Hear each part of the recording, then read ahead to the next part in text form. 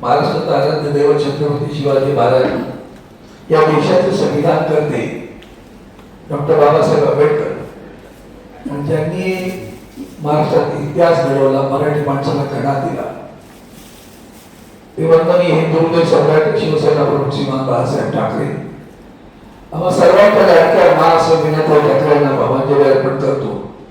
आणि याचा एक असा आनंदाचा क्षण की मी महानगर टेलिफोन निगममध्ये नोकरी करतो आणि आपले प्रभात पवार सुद्धा महानगर टेलिफोन निगममध्ये नोकरी करत होते.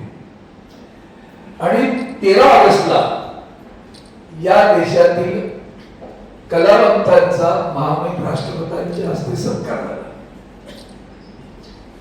त्यांची निवड साहित्य अकादमी, या साहित्य अकादमीने निवड केली आणि मग वेगवेगळ्या प्रांतातील म्हणजे मग कला दिग्दर्शक आहेत, कोणी कलावंत आहेत, कोणी संगीतकार आहेत, त्या दिग्दर्शकांच्या क्षेत्रामध्ये आपल्या महानगर टेलिफोनचा आपला प्रमोद म्हणजे आम्ही आज अरेकरी बोलतो तर त्याला तरी बघ असते अहो जाऊन असं केलं ते तिचं नाव केलं त्यांना वाटत राहतं. आपला प्रमोद त्याला महामहिम राष्ट्रपतींच्या हस्ते साहित्य अकादमीचा पुरस्कार मिळतोय. दिल्लीमध्ये त्यांना महामहिम राष्ट्रपतींच्या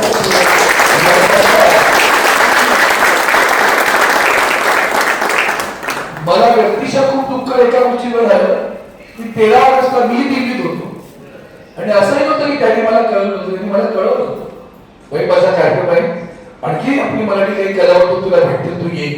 हे आमचं सारखं येणं तिकडे काय करावं त्या विचार म्हणायचं काय त्या ह्याच्यावर ते गेलं आणि मला आणखी कुरुकुरू लागायला लागली. परवा मी मागच्या दिलीपाडे आम्ही बसलो होतो सगळं, मी पटकन म्हटलं अरे आपल्याला प्रभूंचा सत्कार करावा पाहिजे, आपल्याला अभिमान वाटला पाहिजे, आपल्या टेलिफोन मध्ये काम करणारा आपला सहकारी अनेकांचा तुमचा फक्त टेलिफोन मध्ये नोकरी करतो इतरचा प्रभूंचा सहकार्य म्हणून पाहत असाल. माझा त्याचे ऋणानुबंध घरात आहे. माझा भाऊ सुद्धा कलावंत, तोही एकांकिका घ्यायचा, सिरियल घ्यायचा, नाट्य स्पर्धेत भाग घ्यायचे, बँक ऑफ इंडियातनं तो नाट्य करायचा, हे नाट्य, हे सगळे जरा छबिदास वाले प्रॉडक्ट. प्रायोगिक रंगभूमी हा जो काही मराठी महाराष्ट्राला वरदान मिळालं होतं, ती प्रायोगिक रंगभूमीच्या चळवळीतले प्रमुख पवार. प्रायोगिक रंगभूमी ते कमर्शियल ज्याला म्हणतो आपण, त्या रंगभूमीवरून वेगळी वाटचाल असते.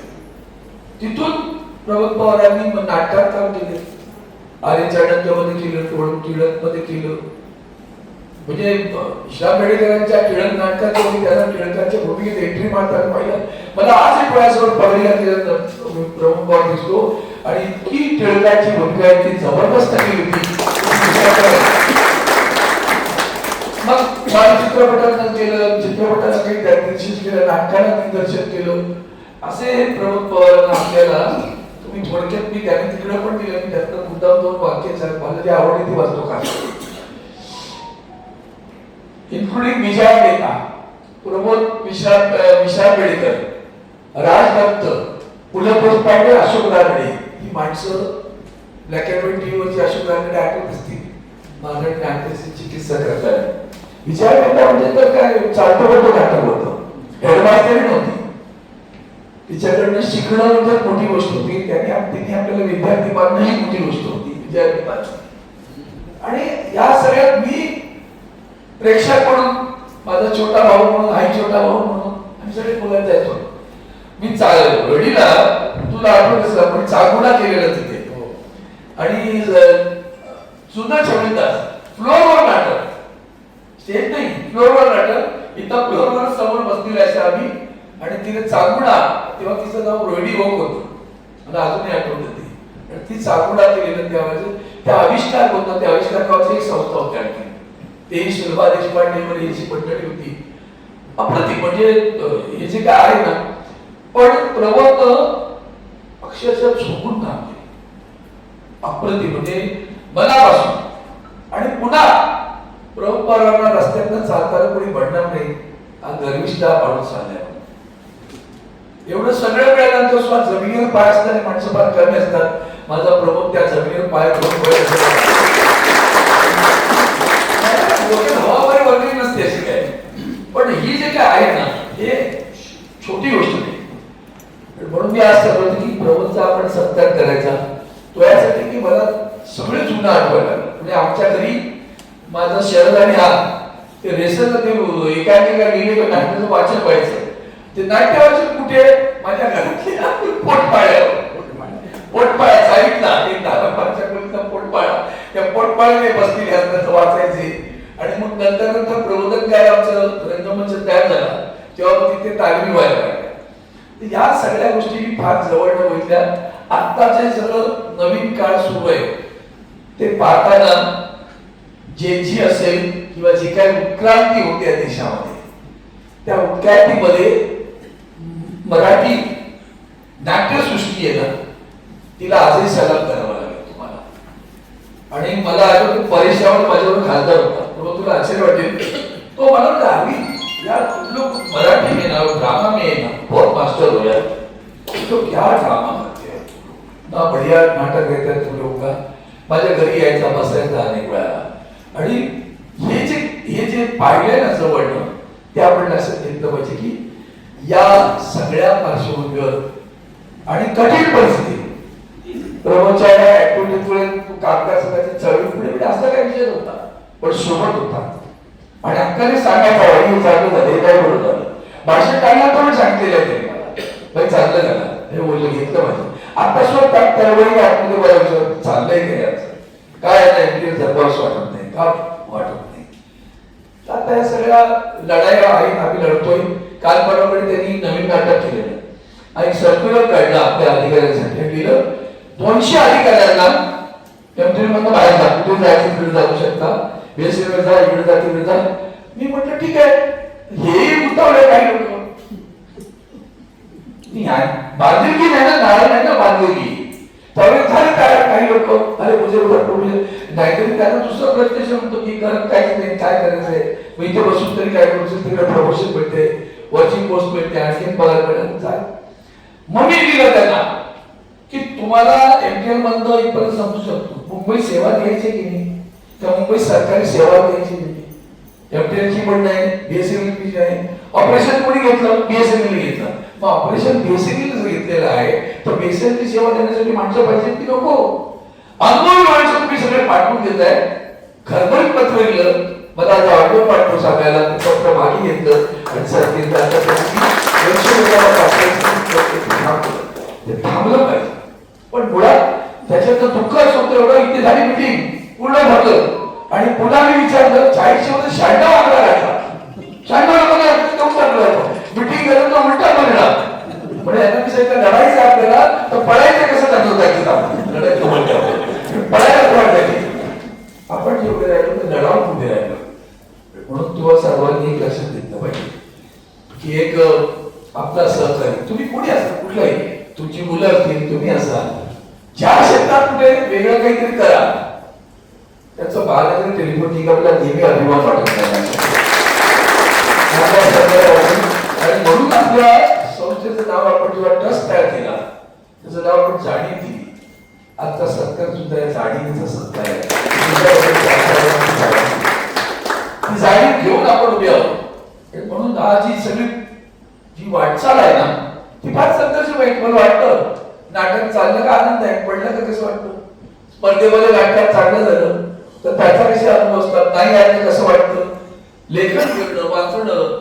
आणि आता समाजाकडे या दृष्टीनं पाहण्याचा जी काही कल आहे तो कमी होत चाललाय. त्यातलं सगळ्यात मोठी गोष्ट मला दिसते प्रभू सांगतो वाचन कमी व्हायला लागलं. आता सगळे व्हॉट्सअप युनिव्हर्सिटीमध्ये अडकलेले असतात की आताही हरकत नाही पण ते वाचून काही सुधारतात असं नाही फॉरवर्ड करण्यात बसतात फॉरवर्ड ते फॉरवर्ड करतात हे औषध घ्या बरं वाटेल ते औषध घ्या बरं तू डॉक्टर आहेस का तू फॉरवर्ड होतो आहे मग तू अनुभव घे सांग बाबा मी घेतलंय आम्ही टुणटुणीत झालं तर तुम्ही पण घ्या. तू घेत काय नाही त्याचा दुसरा ढकलून देतो आपण हे जे काय आहे ना तर त्याच्यात प्रकारे तरी सुद्धा नाट्यसृष्टी ते आपली नाटक आहे ती मात्र सुख झाली. एकच मात्र वेदना आहे की समाजाच्या दुःखासोबत सुद्धा त्यांनी उभं राहिलं पाहिजे. आता खास करून मी नानाचं नाव घेऊन बोलतो नाना जास्त फटकळ होतो म्हणून मी पण नानासारखा फटकळ होतो. नाना भेटला होता नाना जेव्हा सगळ्यांना शिकवत असतो ना तेव्हा समाजामध्ये एखादी गोष्ट वाईट होत असेल तेव्हा तुम्ही तोड गप्पा राहता ते राहता कामा नये. देशाच्या 4 स्तंभापैकी जरी तुम्ही एका वेगळ्या स्तंभात असलात तर तुमच्या स्तंभाच्या आवाजाला देशाच्या लोकसभेत गुंज उठते बरं का, तुम्ही लक्षात ठेवा. म्हणजे मला आधी आठवतो म्हणजे जेव्हा आणीबाणीच्या काळामध्ये लढाई झाली तर दुर्गा मागून उत्तर द्या ना, लेखिका होते ना, दुर्गा मागून बोलते, मुलं देशपांडे बोलताय, टीका करायची ना आमच्यावर सुद्धा ठेवण्यात नाही. पण आज ज्यांची लेखणी मजबूत आहेत, कलावंत आहेत, दिग्दर्शक आहेत, नाटक आहेत, म्हणजे मोठ्या कलावंतांकडनं सुद्धा गप्प राहणे चिंतन दिसतं ना, तेव्हा मात्र वेदना होतात. अरे तुम्ही चित्रपटावर आमचे आदर्श असता, हिरो असता तुम्ही आमचे. तुम्ही जिथं संघर्ष करता त्या सिनेमामध्ये असलेल्या अत्याचाराच्या विरोधात उभे राहता, अन्याय करणाऱ्या व्यवस्थेच्या विरोधात उभे राहता. पण सिनेमात तुम्ही व्यवस्थेच्या उभे राहता, पण जेव्हा व्यवस्था बाहेर बिघडली तेव्हा मात्र मुख घेऊन बसता. हे मात्र वाईट वाटतं. मग नसीरुद्दीन शाह सारखी किंवा अशी 1-2 माणसं असतील की जे डेअरिंग करून बोलली, बाकीचे गप्प आहेत सगळे. हे गप्प राहणं समाजाच्या हितानुसार. एकदा तुम्ही एका पातळीवर गेलात की आज मी खासदार झालो, मी गप्पाला तुम्ही खासदार बनायचं आव्हान नाही करतात, चुप आहे. मग तुम्ही सुद्धा जरी तुम्हाला लोकांचं प्रेम मिळतं, म्हणजे मग मी जरा उशीर झाला तेव्हा मला आठवण झाली नटसम्राटची. सुरुवातच अशी आहे ना, नाटकाच्या आकाराने सुरू वेळेवर घंट्या वाजला म्हणजे वाजला. पण सभागृहात प्रेक्षक असो नसो, नाटक वेळेवर सुरू होणार म्हणजे होणार. आम्ही अजूनही सुधारलो. मी असं जायला म्हटलं आजही पंचिंग मशीन ठेवायला पाहिजे होती. किती लोक सवय बिघडली आमच्या, वेळेवर जाण्याची सवय लागली. पण यासाठी मला असं वाटतं की हा आवाज सुद्धा प्रभाव तुझा आला पाहिजे. मग तू तो एमपीला होणारा अन्याय असू द्या किंवा सामाजिक भाग जे आता बिघडलाय ते कोणा आमच्यावर सुद्धा अतिशय टिकायला घालतात. तुम्ही एका स्तरावर गेले तर लोक तुम्हाला पाहत असतात, कोण बोलतंय. ती व्यक्ती जेव्हा बोलते तेव्हा त्या व्यक्तीच्या बोलण्याला एक ताकद आलेली असते. म्हणून व्यावसायिक चित्रपट आणि व्यावसायिक नाटकातली माणसं, प्रशांत गवलेंसारखा माणूस खसावला काय तर उतरून जातो मनातून माणसं. म्हणून प्रचंड त्या प्रशांताबद्दल प्रेम आहे, आदर आहे, आनंद आहे. ग्रेट कलावंत म्हणून त्याच्या घरच्या प्रसंगाचं जेव्हा कळलं तेव्हा सुद्धा मन असं विदीर्ण झालं होतं वडिलांच्या त्याच्या आधारपणाचा. ते जेव्हा सामाजिक भान सोडून बोलतात तेव्हा असं वाटतं पावले आहेत तुम्ही दरवाजा दोऱ्यावर कुणी नाचवते, बोलक्या पावले आणू नका. बोलके नाटककार बांधण्यासाठी मला आनंद वाटतो. बोलक्या पावल्या नको. आम्हाला समाजाचं समुचित होणार हे असं आहे, ते व्हायला हवं. आणि म्हणून नुसता ह्यावर मी समाधानी आनंदात आहेच, पण समाधानी मी मगाशीच मात्र सांगितलं आनंद आणि समाधान या व्याख्येचे शब्दाचे अर्थ काय असते. आनंद आहे, आनंदाला वाट, समाधान नाही, अजून काहीतरी कडे ती ताकद आहे. त्याच्यामध्ये ताकद आहे, प्रतिभा आहे, नुसती ताकद आहे, प्रतिभा आहे, समज आहे. ते आकलन आहे. आकलन केल्याशिवाय प्रतिभा येणार नाही. ते आकलन आहे, ते आकलन आहे. आणि म्हणून तुझा सत्कार करताना तू आला बहिणी आहे, तिचे मला कौतुक करते. मला तेही 2-3 गोष्टी खटकल्या. चिरंजीवाचं लग्न झालं तेव्हाही आपण आलो, तेव्हा आम्ही दोघे आलो गेलो कुठेतरी पुढे बोलतो तेव्हा आई होता आणि म्हटलं बरोबरच्या पुढे लग्न जायला आपण इकडे अडवतोय. पण मी दिलगिरी चाय पण सांगतो नाही जाता, हे घडतं आमच्या बाबतीत, तुम्ही समजून घेतलं पाहिजे. पण म्हणून जाणीव संपता कामा, हृदयातील आपलं प्रेम आणता कामा. वयाबरोबर चालणं थकेल, शरीर साथ देत नाही, पण मनाने मात्र असं वेगळत राहिलं पाहिजे, मनाने विहरत राहिलं पाहिजे. मन असं 4 भिंतीच्या गरमपर्यंत संपणार तुम्ही म्हणजे मग तो काय नुसता गुडघा लगत असतो, त्याला काय अर्थ नाही. म्हणून साहेब सगळ्या वयाने म्हातारी व्हा, विचाराने म्हातारी व्हावं नका. तुम्ही सुद्धा सगळं विचाराने, जरी आज एकटेल वाईट परिस्थिती आली असेल, पण मला काय प्रश्न असंच वाटतं हे जाऊ दे तरी नालायक लोक नाही एमटीला परत वर आणून नाही दाखवलं तर माझं नाव नाही.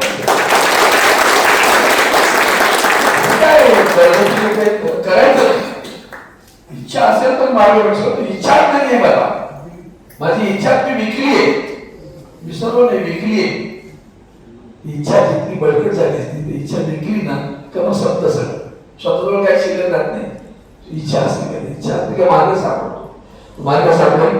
आणि अशा या सगळ्या प्रवासात आपला एक सवंगडी, आपला एक मित्र, आपला एक छोटा भाऊ, त्याला महामहिम राष्ट्रपतींच्या हस्ते पुरस्कार मिळतो. तो याची डोळा बघायची इच्छा खूप होती.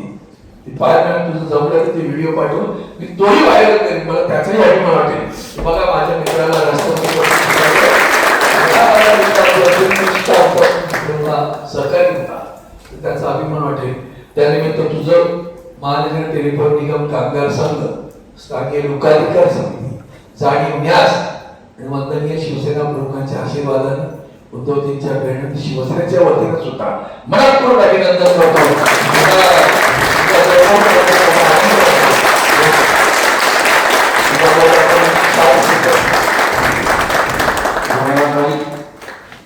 अत्यंत सुंदर मार्गदर्शन आपण केलं, मनोगत व्यक्त केलेलं आहे. या निमित्ताने आपण औपचारिकपणे तुषार श्रीफळ देऊ, पण मी एक गौरवपत्र मित्र म्हणून लिहिलेलं, मोठा भाऊ म्हणून लिहिलंय. ते गौरवपत्र ते वाचन करा, मग आपण औपचारिक सत्कार करू. सन्मान पत्र. पूर्व प्रमुख, जय महाराष्ट्र. 13 ऑगस्ट 2026 हा तुझ्या जीवनात गेले अविस्मरणीय आणि सुवर्णक्षण. केवळ तुझ्यासाठीच नव्हे तर आम्हा सर्वांसाठी तो अत्यंत अभिमानाचा दिवस होता. काय विलक्षण योगायोग पहा. 13 ऑगस्ट आपल्या वाणी आणि लेखणीने उभ्या महाराष्ट्राला भुरळ घालणारे आचार्य अत्रे यांचा जन्मदिवस. आपल्या अमोल वाणीने त्यांनी संयुक्त महाराष्ट्राच्या चळवळीत तमाम मराठी माणसाला खेळून ठेवले. हसवता हसवता अंतर्मुख करून लढण्याची उर्मी दिली. मराठा वर्तमानपत्राचे संपादक, लेखक, कलावंत, चित्रपट या सर्व क्षेत्रात त्यांनी महाराष्ट्राला कायम अभिमान वाटावा असे कार्य केले. त्यांच्या श्यामची आई या चित्रपटाला राष्ट्रपती पुरस्कार मिळाला. तर वंदनीय शिवसेना प्रमुख यांची धारदार लेखणी आणि कौशल्याच्या प्रतिभा संपन्न आविष्काराने महाराष्ट्रावर गारुड घालणाऱ्या मार्मिकचाही हा जन्मदिवस. त्यांच्या वाणी आणि लेखणी आणि कौशल्याने महाराष्ट्रात क्रांती झाली. शिवसेनेचा जन्म झाला. मराठी माणसाचा कणा ताट केला. नाट्य, चित्रपट कलावंतांना त्याचा कायम आधार मिळाला. एका कलासक्त माणसाकडून कलावंतांना कायम अभय आणि प्रेरणा मिळाली. तोच हा दिवस. अशा पवित्र दिवशी देशाच्या महामहिम राष्ट्रपती आदरणीय श्रीमती द्रौपदी मुर्मू यांच्या शुभ हस्ते तुला कला क्षेत्रातील उत्कृष्ट आणि उल्लेखनीय योगदानाबद्दल प्रतिष्ठित राष्ट्रीय संगीत नाटक अकादमी पुरस्काराने सन्मानित करण्यात यावे हा कपिला षष्ठीचा योग. हृदयात कायमचा जपून ठेवावा असाच. मला आजही प्रायोग रंगभूमीवरचा तुझा तो सुरुवातीचा काळ आठवतो. माझा भाऊ शरद सावंत हा सुद्धा याच क्षेत्रातला उत्तम नाट्यलेखन, दूरदर्शन मालिकांचे लेखन आणि दिग्दर्शन यात तो रमला होता आणि त्यालाही त्यावेळी महाराष्ट्र राज्य शासनाचा पुरस्कार मिळाला होता.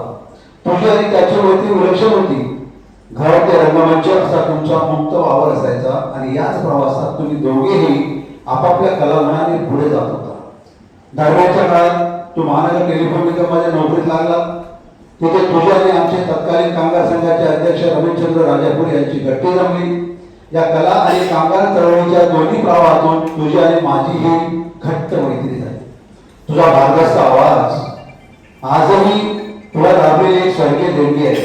त्यामुळे तू साकारलेले लोकमान्य टिळक आजही आमच्या डोळ्यासमोर उभे राहतात. विजयाताई मेहता आणि विश्राम बेडेकर यांच्यासारख्या थोर दिग्दर्शकांसोबत काम करताना त्यांच्या तालमीत आणि संस्कारातून तू नाट्य क्षेत्रात स्वतःचा एक स्वतंत्र ठसा उमटवलास.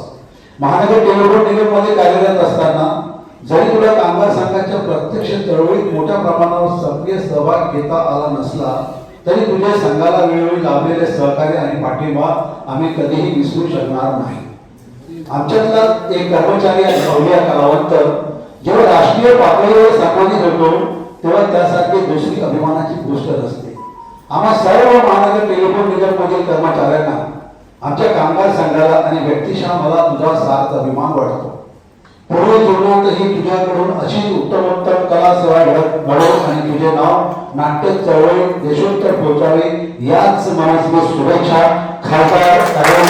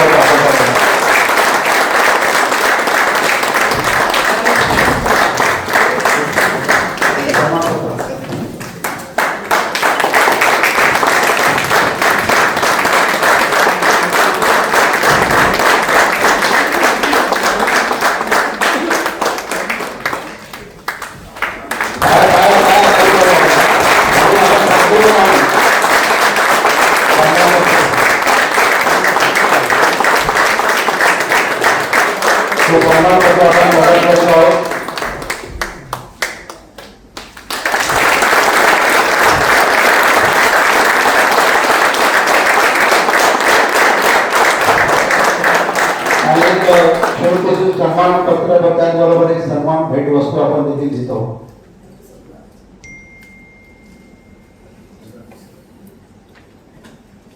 दे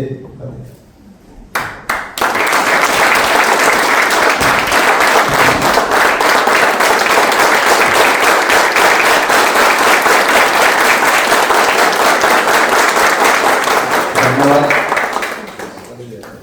प्रत्येक यशस्वी पुरुषाच्या मागे एका पुरुष